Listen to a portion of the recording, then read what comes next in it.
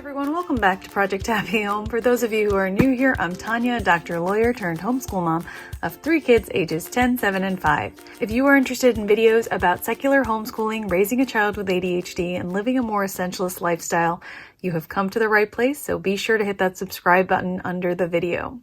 In today's video, I will be showing you an array of planners. This is my 2020 planner lineup, and a few of my other friends are also sharing their 2020 planner lineup, so I will link their videos in the description box down below, and be sure to check them out. If you've been following my channel for a very long time, you're probably laughing to yourself a little bit, or laughing at me because you're thinking to yourself, Tanya, you're trying to pursue an essentialist lifestyle. Why in the world do you have 7 planners? In short, I'm much more of an essentialist than a minimalist, which means that I'm not trying to minimize my possessions for the sake of minimizing my possessions. I want to get down to the essentials, to what things actually bring me joy and provide function and purpose in my life. And planners for me definitely bring organization and peace of mind and reduce my anxiety, etc. In this video, I'll just be going briefly over each of these, but in the coming weeks, I will do a detailed flip through of all of them. So if you're interested in seeing any one particular planner in detail, let me know in the comments down below, and I will try to up my queue for that. First off, I'm just going to start with my Hobonichi Cousin. Now, if you've been watching my planner videos for a while, you know this cover well because I've never replaced it. I've only ever bought one cover for my Hobonichi Cousin. This one's going on 5 years old. It's in perfect condition because I keep it in this clear sort of cover thing, and it saves it from spills and everything else. The unique thing about a Hobonichi Cousin is that it includes yearly spreads, monthly spreads, weekly spreads, and daily spreads in a fairly compact volume. The reason it can be so compact is because of the nature of the pages. The pages are that very, very thin and slender Tomo River paper. It's very similar to like Bible paper, if I could equate it to something. I do a little bit of decoration in the sense that I separate out the months with different colors of washi tape. I use the yearly calendar to plan out different birthdays. I also use it for a habit tracker. The monthly pages this year, I plan to use for mood tracking for myself and just more personal health kind of tracking. I do some forward decoration in my planner, and then I really stay away from the stickers for the rest of the year for the most part. I use different color highlighters for different events. This planner is what I open up first thing in the morning and last thing at night.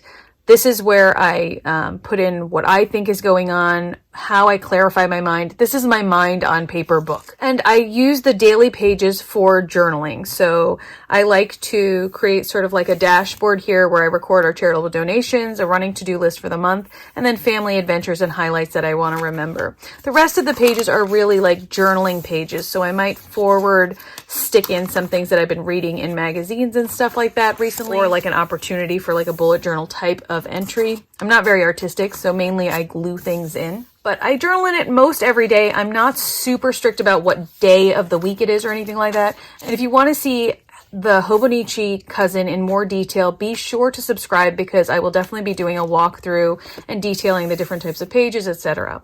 I also put in some spreads like this, like reading challenges and exercise challenges, etc. I always keep a few dollars in the back just in case I have forgotten my wallet or something when I go somewhere, and I keep a little bookmark in here and any other kind of papers that somebody might give me. One thing that I like about the back cover when you get this clear cover is that it comes with this little pocket. So the leather covers have their own pocket in the back, but this way you get to seal in items like this drawing that my daughter did, or any kind of cash or loose items, even like a key. You can just put it in there and carry it all in your planner. So I love this book. It has been with me. This is my 5th year in a Hobonichi. I don't see myself changing ever. If Hobonichi ever went out of business, I would be sad, sad, sad, sad.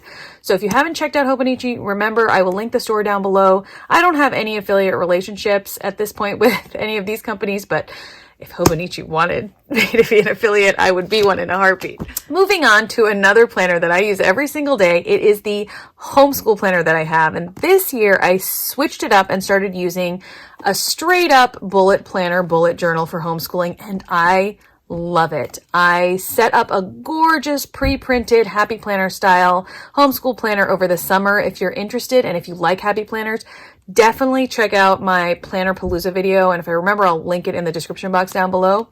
I actually didn't use that planner very much at all. Very swiftly, I realized that it was just too perfect looking for me. It put a lot of pressure on me. I felt a little bit constrained by the Charlotte Mason nature of it all. And so I just went to a bullet journal. These were on sale because it was fall and the end of the year. So I think I got this for like $15 or something. Unfortunately, Scribbles That Matter is not making this exact planner for 2020. So I decided to go with a Cloudberry journal, and I will be doing a flip through of that soon. It's actually quite beautiful. This one I loved. I just switched the 2019 one into a 2021. I think I did really nice lettering here actually.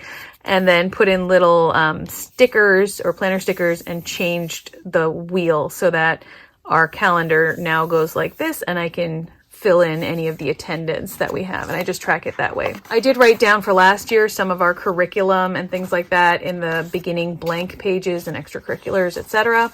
I made a little flag sticker for myself for 2020. So in this calendar, we started here over in September, but now I'm just going to flip around, and I've actually been whiting out dates and putting in the correct date, but I love how this is pre-planned and clean looking. I liked coloring in my little picture here. That I can't do this type of lettering and stuff. I don't have patience for it. I love this book.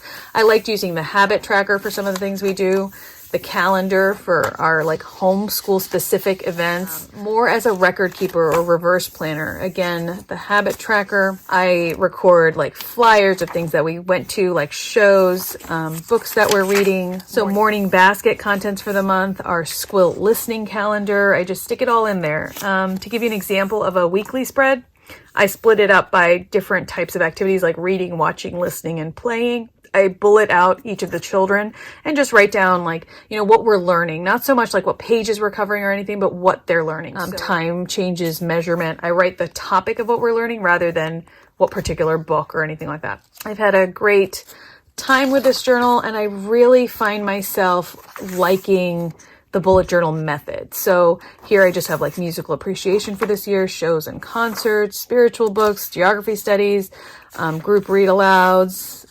mail, you know, who we write to, field trips that we've had. So I just keep it as a list, and this has worked out perfectly. I plan to keep using a bullet journal for the duration of my homeschool career because I've never been as happy in a homeschool planner as this one. Now I'm just going in no particular order. This is a Hobo Nietzsche 5-year journal. So you can see the 5 years printed on the side from 2020 to 2024. Again, it's on the Tomoe River paper. I love that they include a couple sheets for you that are free floating so you can practice writing on them, etc. And I plan on using this book as my gratitude journal for the next 5 years. I'll do a detailed flip through of this journal in a later video, but to just show you a random page, you have the months organized and flagged here on the side of this book.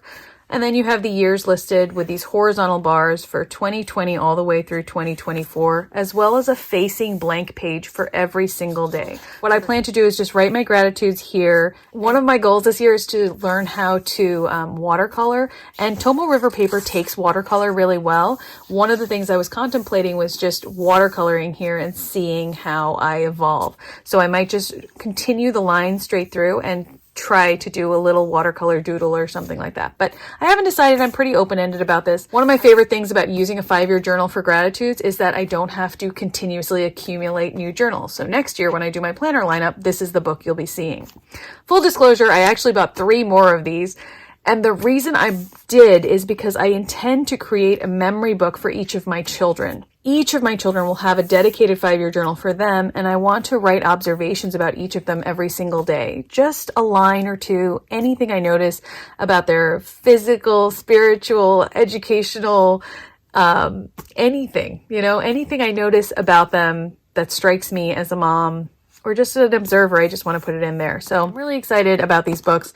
I like how they're made. I like that they're soft back and easy to transport and compact, but in the end, they will contain 5 years worth of memories. And it does come with a bookmark, you guys. So there's this ribbon bookmark that you can move into the appropriate place. And the next book is this financial planner. Now, this is just a Filofax. I forget the name of it, but it's a polka dot thing and it has a cover. And I've had it for years and years, at least 5 or 6 years. I don't really do much for this every year. It stays pretty much the same because it's mainly printables. I keep voided checks here. I keep stamps and address labels so that when I write my checks, it's really easy. I keep a pen attached. It's all in one place. Everybody knows how to look for the polka dot binder when they need to write a check, etc. I'm not going to go into too much detail because, again, like I said, there's a lot of personal information here, but I just wanted to show you how I divvy up the sections. The first section is basically to-do lists and financial planning, financial goals, anything I might have on the agenda for investments, etc., or tuition payments or something like that coming up. The next section is basically a check register. And I just print out checkbook registers. I think these ones came from Clean Mama Printables, and I've just use the same ones forever. And I also keep a detailed record on these colored pages of monthly spreads for different bills. So if you see here, like this is for a Pottery Barn credit card, and I have 10 years on one page per credit card account. And so I list out the months on the side, the years, and I make thin columns, and I just write down exactly what that bill was so that I can see, you know, the evolution of our expenses, etc. If we make charitable donations, etc., I record them on another one of those pages. So that's basically outgoing expenses. The next section is basically tracking debt. And I have different sheets for this, but some of the best ones that I found are from Clean Mama Printables, and I really like them because as we've had different mortgages and things like that, it's really easy to flip to which one you have and how much they are, and to see how that decreases over time. The next section is about long-term planning. So I have things about our 401k, our retirement plan, etc. in here. And it's just a few printables, and it keeps me on track with seeing how that stuff is growing. In section 5, I have credit card information. So I like to record the numbers you would call, your account numbers, etc. And I keep extra printables back here. So for example, here's the checkbook registers. Here's some spending trackers, some debt payment trackers, some bill trackers. And those are just really useful ways of seeing how things are going. So this way of storing our financial information has been really, really convenient. And I really recommend to you that if you come up with a financial tracker, financial planner, try to make it something that can grow with time and change and stay small, because you honestly don't need a big, elaborate financial planner to know, you know, to keep track of how things are going. So if you want to see this in more detail or how I would set up a brand new one, let me know in the comments down below and I will do that. Next up is my Golden Coil planner. This is a wonderful company. If you are interested in customized spreads, I cannot think of a better company than Golden Coil because they offer so many different spreads. I mean, if you like vertical spreads or horizontal spreads or square spreads, they have everything. There's like countless variations on how you could customize this. So I'm not affiliated with them or anything, but they were kind enough when I told them I was doing a video to send me their ruler. And I will be doing a detailed review of this planner. They have lovely font. There's an introductory page where you put in your own identifying information and like a quote if you'd like, or whatever. There's nice address pages, and Golden Coil will actually print the addresses you need out for you if you want and if you're prepared for that. They have Calendex year to glances. They have sideways year to glances. I put in a bunch of to-do pages in here in this format, but again, they have several different formats. I put in a bunch of blank pages for all the things that come up during the year. Now, as I said, this is my household planner. This is the one that is open for viewing. I don't like my Hobonichi to be the household planner because it's also my personal journal. This one, on the other hand, literally just contains chores, honey-do lists, priorities. I chose this spread. I love it. It's got a little box calendar on the left for the week, some to-dos here, to-dos straight down the side, which I use this space for my Motivated Moms planner cutout for the week. And I just love it. I think this will be a great way of staying on top of meal planning, on top of the 4 most important things I have to do for the week, all of my chores, any kind of events that are coming up or classes so that my husband knows what the week looks like. And I think about 12 to-dos are enough for me to add to my chore list. So I love it. It goes through the entire year. Their snap-in ruler is really quite nice. It snaps in quite easily and comes out really easily, which I like. It flips really well, and it has a ruler edge, so you can actually use it as a ruler, which is convenient. So I've gone ahead and forward stuck in every single Motivated Mom spread for the year, and so I'm all set to go. Every single month I put in a couple blank pages right before the week start, and also a monthly spread. But you can customize this entirely for you. You can decide exactly what type of monthly spread you want, how you want it to look, etc. It's amazing. It is amazing. I am so impressed by Golden Coil and the quality of the paper. It's very sturdy. It's very heavy. If you're not into having a lot of planners and you don't want to journal in your planner, I think Golden Coil is amazing. There's also a folder at the back where you can stick in anything that you need. Next up is my Golden Coil notebook. Now, I won't get into this at all because I did a complete flip through of this in another video already, so I'll link that in the description box down below as well. This is for my content planning for this channel. Really quickly, I'll just show you again. It has these beautiful address pages. I used several different year-at-a-glance layouts because I have different reasons for using them in my content planning. There's finance pages if you're interested in recording like any kind of contracts that you have with affiliates, etc., and a whole bunch of social media pages for video ideas, etc. I also included lots of blank pages in the back just for my ideas and notes for videos for the year. Just like my gratitude journal, I want this to be my content planner for the next 4 years at least. So I got 4 yearly spreads, and the way I designed the number of social media pages, etc., will probably take me through 4 years of content production, and I'm really excited to not have to get new ones every single year. Last but not least is my Cultivate What Matters 2020 Power Sheets Goal Planner. Now, this is a planner that I have been thinking about for years and years and years, but I thought that this was the right year to get it and try the system and see what there is to it. People who are really intentional about goals and setting goals and breaking them down into bite-sized chunks have told me for the last few years that you have to try a Cultivate What Matters planner. You have to try Power Sheets.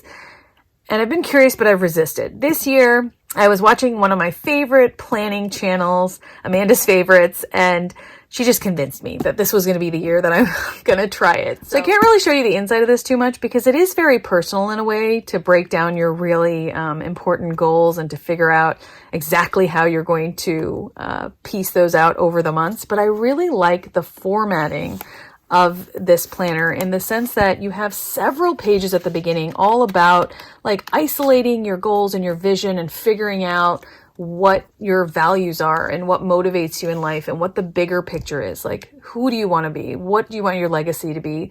What do you want to be remembered for, etc. And then it has a goal section.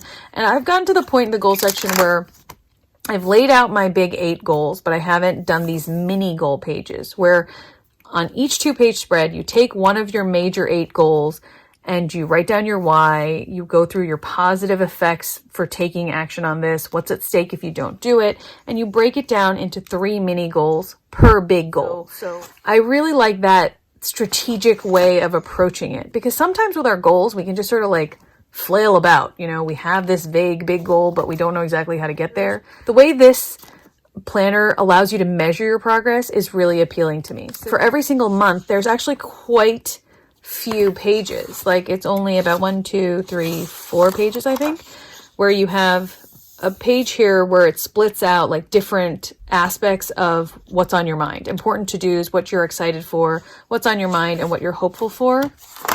And then you have a monthly spread, which is, I think, new to the Cultivate What Matters journal. And then you have a page about like goals to focus on for this month and action ideas. So you kind of prioritize what's going on. And this is sort of the heart of the Cultivate What Matters system. It's the tending list. And you can see here it's perforated, so you can actually take it out and put it into your regular planner if you wanted, or pin it up on a bulletin board.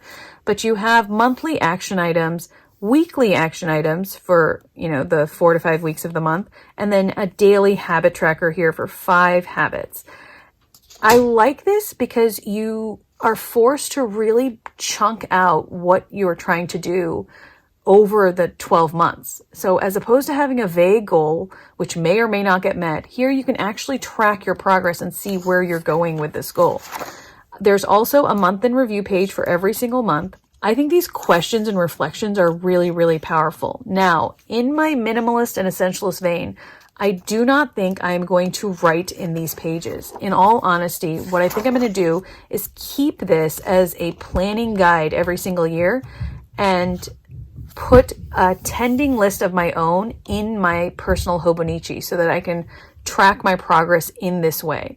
I am using this planner as a textbook more than an actual planning book. I think it's actually gorgeous. They definitely have different things they focus on throughout the planner, so it definitely changes. So here you have clutter for the spring. When you get to summer, for example, see, you'll have a summer tab. They'll have a different thing that they're working on here. So you're talking about having a fruitful summer and starting a tradition. There's these goal refresh pages every season where you re-rate your life and do sort of like a, a level 10 life rating. I like all of this, but I think that I might either cut out some of these pages and stick them in my Hobonichi or just use it as a textbook planner so that I can reuse this book every single year and save myself some money. So this is the Cultivate What Matters planner, and I'm excited to see how it helps me prioritize my goals. My content planner is something that's going to get a lot of use. I can already tell that I'm going to use it a lot. I've used it a lot already. I've already filled up 5 or 6 idea pages. My daily life chore planner was a great success this year, so I think everyone's going to love it this year as well. My financial planner is tried and true. My 5-year gratitude journal is something I'm really excited about, and my memory journal for the kids as well. This Bujo for homeschool planning is my favorite thing ever, and my trusty Hobonichi will be in my life for as long as Hobonichi exists. So that was my planner spread, you guys. As usual, I went on longer than I expected, but I hope it was useful to you to see like how I think about planning and how I use my planners. If you have any questions about any of these in particular, be sure to leave your questions in the comments down below and I will answer them as best as I am able. If you're interested in seeing even more about planners and you want to have a really in-depth review of all the planners that are out there, anything that might be helpful to you, my favorite planner channels of all of them is Amanda's Favorites. She is just a lovely light in the YouTube space and a wonderful person to talk to as well. And I can't recommend her channel enough, so I will link her channel down in my description box down below. Be sure to check her out. If you like any of her videos, tell her that I sent you and say hi for me. As always, you guys, thank you so much for spending some of your time with me. I really do appreciate it. And I wish you the very best of luck in getting your planning goals met this year and just having a wonderful year overall. Thanks so much for watching.